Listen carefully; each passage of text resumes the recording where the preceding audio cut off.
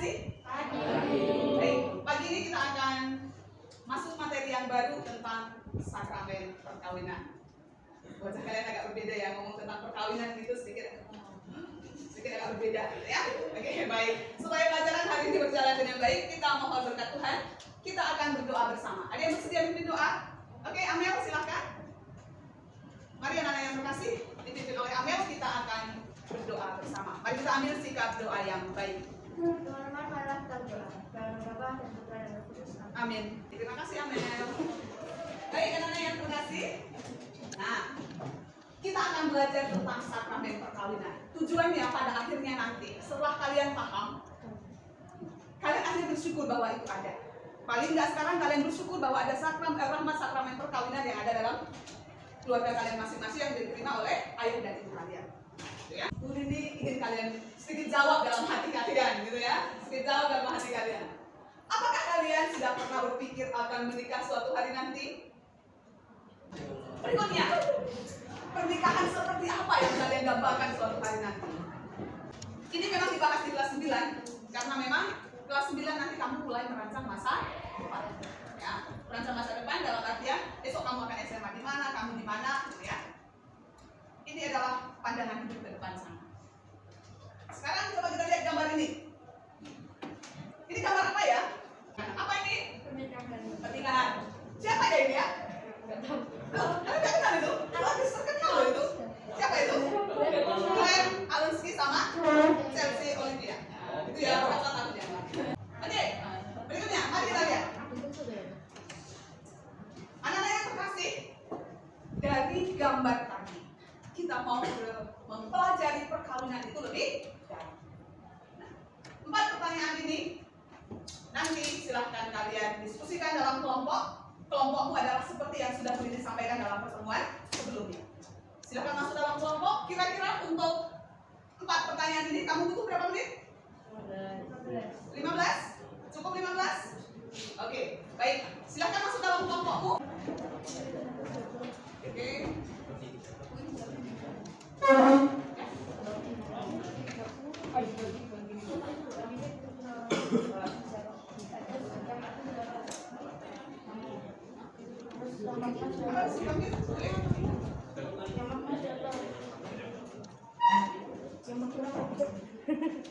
Kamu pada mana? Aku di sini. Ini berapa sih?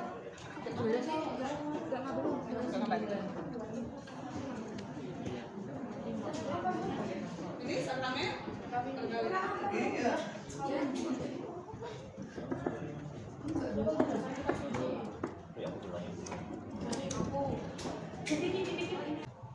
Mari kita sedikit kaitkan dengan kitab suci.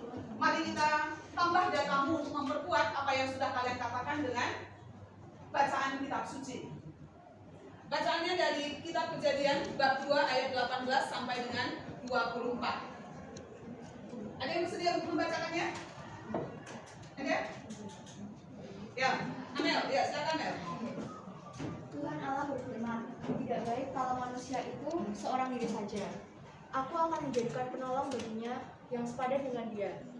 Lalu Tuhan Allah membentuk dari tanah segala binatang, hutan, dan segala burung di udara.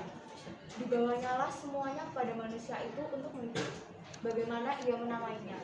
Dan seperti nama yang diberikan manusia itu kepada tiap-tiap makhluk hidup, demikianlah nanti nama makhluk itu.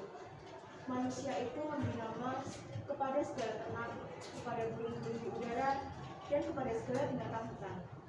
Tetapi baginya sendiri, ia tidak mencapai penolong yang sepadan dengan dia. Lalu Tuhan Allah membuat manusia itu tidur nyenyak. Ketika ia tidur, Tuhan Allah mengambil salah satu rusuk daripadanya, lalu menutup tempat itu dengan daging. Dan rusuk yang diambil Tuhan Allah itu dari manusia itu. Dibangunnyalah seorang perempuan, lalu dibawanya kepada manusia itu. Lalu berkatalah manusia itu, inilah dia. Yuk kita satukan semangat kita untuk menyemangati nanti kelompok siapapun yang bersedia untuk presentasi. Mari kita mengangkat tangan kita dulu bergerak. Mari kita tepuk sejenak. Masih ingat? Selamat pagi, selamat siang, selamat sore, dan selamat malam ya. Yuk, mari kita lakukan seperti kelas 8 kemarin sudah kalian lakukan. Yuk, kelas 9A, tunjukkan kamu kompak. Selamat pagi, selamat siang,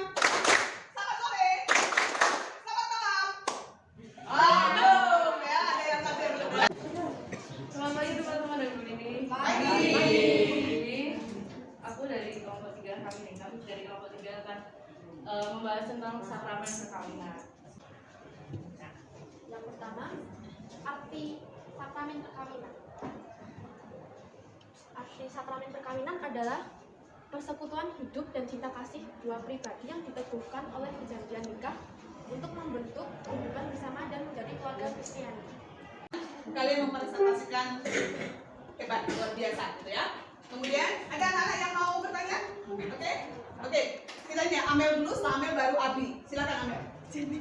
Butuh waktu kalian untuk mencatat atau nggak usah? Oke, baik. Kalau gitu langsung aja nanti ya supaya nggak lupa. Ya Mel. Aku di sini mau nanya, monogami itu tuh apa?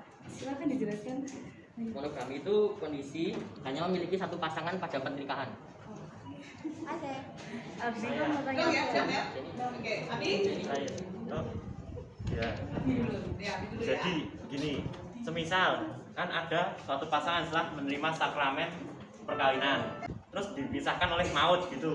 Nah, salah satunya kan masih hidup di dunia ini. Nah, itu boleh menerima sakramen pernikahan lagi atau tidak? Kalau itu tahu dari mamaku, kalau misalkan yang salah satunya udah meninggal, itu bakal boleh nikah lagi. Tapi kalau misalkan dua-duanya masih ada dan emang berniat mau cerai, itu belum boleh nikah. Itu setahu aku ya.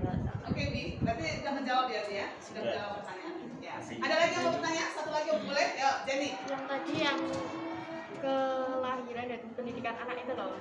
Nah, kalau pasangannya nggak punya anak terus gimana? Mungkin Jenny nggak paham karena kan Jenny ini kan dia kan bukan orang Katolik juga gitu. Jadi kalau dia tanya itu sangat wajar.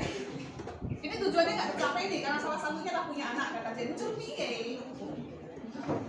Nah, Ya. kayaknya itu menurut aku ya itu tidak apa-apa sih, nggak masalah. Yang penting ya yang tadi itu tidak terceraikan, itu pasti. Itu tidak terceraikan itu pasti. Terus kalau punya tujuan itu juga pasti ya kayak gitu. Di dalam gereja Katolik itu ada 3 tujuan perkawinan yang utama. Satu adalah kesejahteraan atau kebahagiaan pasangan itu yang utama. Ya. Kedua adalah keturunan. Ketiga baru pendidikan anak kemudian. Gitu ya. Jadi kalau kemudian di dalam keluarga itu tidak diberikan anak, maka itu tidak membatalkan perkawinan.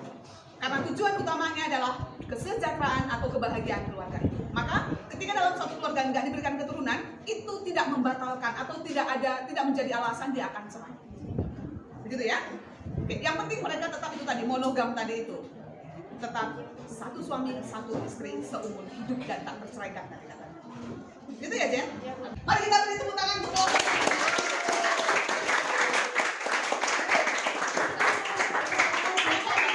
ya, Jovita dulu. Jovita, silakan Jovita. Kamu mau tanya perkawinan di situ apa? Oke. Oke. Untuk perkawinan biologis itu harusnya mempunyai arti hukum yang diakui sah oleh pemerintah. Oke. Yuridis itu artinya hukum, ya. Salah yuridis itu orang hukum. Oke. Amel, oke. Kan di situ persyaratannya adalah harus beda gender, perempuan dan laki-laki. Nah, jika kan sekarang udah banyak nih yang menikah dengan sama gender, itu termasuk sah atau enggak? Enggak, kalau di Indonesia tidak sah. Karena bukan Di mata Tuhan juga itu enggak sah. Karena kan dari awal, karena beda. Ya benar, karena harus beda. Sebenarnya tidak dianjurkan, sangat-amat tidak dianjurkan untuk menikah sama gender.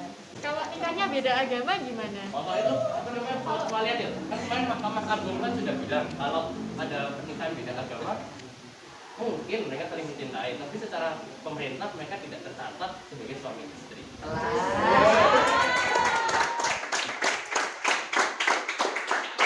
Kan ya itu keputusannya juga. Tahun berapa? Masih kemarin masih baru kok, masih hangat di kita. Terima kasih untuk hasil diskusi kelompok kamu yang sudah kamu sampaikan.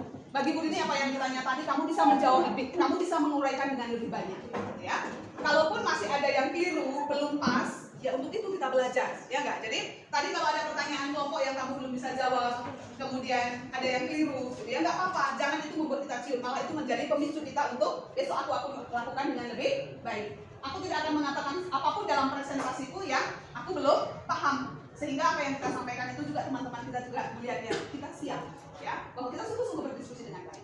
Maka ada beberapa hal yang ingin disampaikan kepada kita untuk inti dari yang ingin kita pelajari di sini adalah Bu Rini tulis di depannya itu untuk kita pahami. Yang pertama, dasar perkawinan dalam gereja Katolik itu adalah cinta. Berikutnya, tentang bahwa awal dari cinta atau dasar dari cinta itu telah diteguhkan juga oleh Allah di dalam kitab Kejadian bab 2 ayat 18 sampai 25. Allah telah meneguhkan sejak awal gitu ya, bahwa persatuan antara suami istri yang didasari oleh cinta itu tadi adalah untuk melanjutkan kehidupan, untuk menjadi rekan kerja Allah untuk melanjutkan kehidupan. Maka Allah mengatakan, beranak cuculah dan bertambah banyaklah, penuhilah bumi dan taklukkanlah isinya. Berikutnya, pernikahan dalam gereja Katolik seperti yang disampaikan di dalam Efesus 5 ayat 22 sampai 33, bahwa persatuan suami istri itu bukan hanya antara suami dan istri, tapi itu juga sekaligus melambangkan persatuan Kristus dan gereja. Berikutnya, tujuan pernikahan itu ada 3 anak yang terkasih, yaitu kesejahteraan suami istri, keturunan, dan pendidikan anak. Jadi tadi kalau Jenny mengatakan kalau dalam keluarga itu nggak punya anak, piye? Apakah bisa dikatakan gagal? Ya, tidak sama sekali. Tujuan dari pernikahan adalah yang utama adalah kesejahteraan suami istri. Bagaimana pasangan yang tadinya menikah atas dasar cinta itu tetap mau sepakat bersama, kendati tidak memberikan keturunan. Ini kan masih jauh ke depan anak-anak yang terkasih, gitu ya. Kenapa diberikan kepada kalian sekarang? Justru ini karena kalian punya waktu untuk berpikir panjang. Dan jika saat itu nanti tiba, kamu tahu langkah apa yang harus kamu ambil. Berikutnya, sifat perkawinan. Ada 2 sifat perkawinan yang utama dalam gereja Katolik, yaitu monogam dan tak bercerai. Apa sih artinya monogam? Ngerti? Karena 1 laki-laki, 1 perempuan, gitu ya. Itu monogam. Jadi 1 pasang dan itu seumur hidup. Itu seumur hidup. Tak berceraikan itu artinya tidak ada alasan apapun untuk kita bercerai selain dari maut yang memisahkan. Jadi suatu hari nanti, misalnya, melanjut lagi dengan pertanyaan si Jenny tadi. Suatu saat misalnya, si A dan si B menikah. Setelah mereka menikah 7 tahun, mereka tidak dapat keturunan. Tidak bisa itu dijadikan sebagai alasan untuk bercerai, karena di sana dikatakan sifatnya tak tercerai. Apa yang disatukan oleh Allah tidak boleh diceraikan oleh manusia. Berarti siapa yang berhak menceraikan itu? Allah, dengan cara maut. Kemudian kalau sudah menikah, gitu ya, kemudian salah satunya meninggal nih, ini boleh menikah lagi nggak? Boleh, sangat boleh. Ya, dia boleh menikah seperti pertama dulu dia ketika menikah kembali. Dia boleh menikmati itu secara utuh hati. Gitu ya. Tetapi kalau kemudian ada yang kemudian berpisah, bercerai, kemudian menikah lagi, tidak semudah itu. Gitu ya. Harus dilihat kenapa dulu mereka cerai. Ya, apa kasusnya apa? Perselingkuhan, kekerasan. Ketika mereka mau menikah lagi secara gereja Katolik itu tidak mudah. Pernikahan sebelumnya itu harus dibereskan dulu. Beres itu artinya sudah sah cerai secara agama dan cerai secara sipil. Karena dalam gereja Katolik itu begitu kita menikah sekarang dapat 2 surat. 1, surat keterangan kita sudah sah menjadi suami istri secara gereja, dan kedua secara negara atau disebut dengan sipil. Mohon nanti anak-anak untuk untuk menjawab pertanyaan refleksi ini. Ada 5 pertanyaan refleksi di sana. Silakan anak-anak jawab di dalam bukumu. Silakan jawab dalam bukumu. Kemudian jawab dengan jujur, gitu ya. Apapun yang kalian rasakan tentang ini, ya. Silakan tabelnya ini nanti silakan ditulis dalam bukumu dan jawab centangi aja, gitu ya. Nanti Bu Rini akan untuk pembelajaran hari ini sejauh mana kalian paham apa yang kalian dapat dari pembelajaran hari ini nanti akan kirim lewat WA group. Maka mari kita ambil sikap dulu yang baik. Kita akan akhiri pertemuan kita dengan doa. Yang bersedia memimpin doa, oke, kalau bisa silakan. Ya, yang kasih kita ambil sikap dulu yang baik. Mari kita siapkan hati kita untuk berdoa. Terima kasih anak-anak yang terkasih. Sampai jumpa dalam pertemuan berikutnya. Ya, Ola silakan. Siap, gerak. Beri salam.